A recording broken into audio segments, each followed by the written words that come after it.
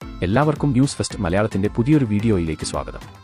Cricket വാർത്തകൾ ആദ്യമേ അറിയാൻ ഈ ചാനൽ മറക്കാതെ സബ്സ്ക്രൈബ് ചെയ്യുക. IPL 2025 സീസണിലെ 38ാം മത്സരത്തിൽ മുംബൈയിലെ വാങ്കഡെ സ്റ്റേഡിയത്തിൽ നടന്ന Chennai super Kings Mumbai Indians El Clasico പോരാട്ടത്തിൽ ചെന്നൈക്ക് കനത്ത തോൽവിയായിരുന്നു.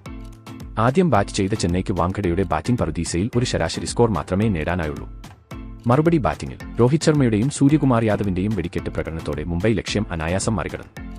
ഈ വാശിയേറിയ IPL എൽ ക്ലാസിക്കോയിൽ ചെന്നൈയുടെ തോൽവിക്ക് ശേഷം CSK ക്യാപ്റ്റൻ MS ധോണി പ്രതികരിച്ചത് ഇങ്ങനെയാണ്: ആദ്യമേ മുംബൈ ഇന്ത്യൻസിന് അഭിനന്ദനങ്ങൾ. അവർ ഇന്ന് ഞങ്ങളെ എല്ലാ വിഭാഗത്തിലും അതിശയിപ്പിക്കുന്ന പ്രകടനമാണ് കാഴ്ചവെച്ചത്. ഞങ്ങൾ ബാറ്റിംഗ് തുടങ്ങുമ്പോൾ വാങ്കഡെയിലെ പിച്ച് ബാറ്റിംഗിന് അനുകൂലമായിരുന്നു. പക്ഷേ ഞങ്ങളുടെ ബാറ്റർമാർക്ക് ആവശ്യമായ മികവ് പുറത്തെടുക്കാൻ കഴിഞ്ഞില്ല. ആയുഷ് മാത്രേ നല്ലൊരു തുടക്കം നൽകി, പക്ഷേ മിഡിൽ ഓവറുകളിൽ ഞങ്ങൾ വിക്കറ്റുകൾ നഷ്ടപ്പെടുത്തി. ആവശ്യമായ റൺ കണ്ടെത്താനായില്ല. ബൌളിംഗിൽ ഞങ്ങൾ ശ്രമിച്ചെങ്കിലും രോഹിതിന്റെയും സൂര്യയുടെയും ആക്രമണാത്മക ബാറ്റിംഗ് ഞങ്ങളെ പ്രതിരോധത്തിലാക്കി. ജസ്പ്രീത് ബുംറ എല്ലാ ടീമിനും ഒരു വെല്ലുവിളിയാണ്. അവന്റെ ഡെത്ത് ഓവർ ബൌളിംഗ് ഞങ്ങളെ 20-25 റൺസ് പിന്നോട്ടിരിക്കുകയായിരുന്നു. ഞങ്ങൾ ഒരു 180 മുകളിൽ ലക്ഷ്യമിട്ടിരുന്നെങ്കിലും അവിടെ എത്താൻ കഴിഞ്ഞില്ല. രണ്ടാം ഇന്നിംഗ്സിൽ ഡ്യൂ ഒരു ഘടകമായിരുന്നു. അത് മുംബൈക്ക് അനുകൂലമായി. അതിനനുസരിച്ച് ഞങ്ങൾ പ്ലാൻ ചെയ്യേണ്ടതായിരുന്നു, പക്ഷേ അവിടെയും പാളി. ഫീൽഡിംഗിൽ ഞങ്ങൾക്ക് ചില നല്ല മുഹൂർത്തങ്ങൾ ഉണ്ടായിരുന്നു, പക്ഷേ 1-2 ക്യാച്ച് മിസ്സുകൾ ഞങ്ങളെ തിരിച്ചടിച്ചു.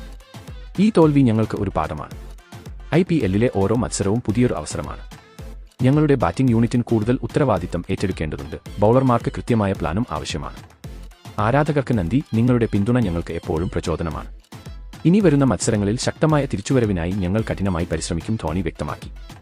എന്തായാലും ഈ മത്സരത്തിൽ മുംബൈ ഇന്ത്യൻസ് ചെന്നൈയെ കീഴടക്കി. ധോണിയുടെ വാക്കുകൾ തോൽവിയിലും ഒരു ചാമ്പ്യന്റെ മനോഭാവം വെളിപ്പെടുത്തുന്നതാണ്. നിങ്ങളുടെ അഭിപ്രായത്തിൽ ഇനി ചെന്നൈ ഈ തിരിച്ചടിയിൽ നിന്ന് കരകയറി മുന്നോട്ട് പോകുമോ? അതുപോലെ ധോണിയുടെ നേതൃത്വത്തിൽ CSK വീണ്ടും റേഞ്ചിലേക്ക് വരുമോ? അഭിപ്രായങ്ങൾ കമന്റ് ബോക്സിൽ രേഖപ്പെടുത്തൂ. കൂടുതൽ IPL അപ്ഡേറ്റുകൾക്കും ക്രിക്കറ്റ് വാർത്തകൾക്കുമായി ഈ ചാനൽ സബ്സ്ക്രൈബ് ചെയ്യുക.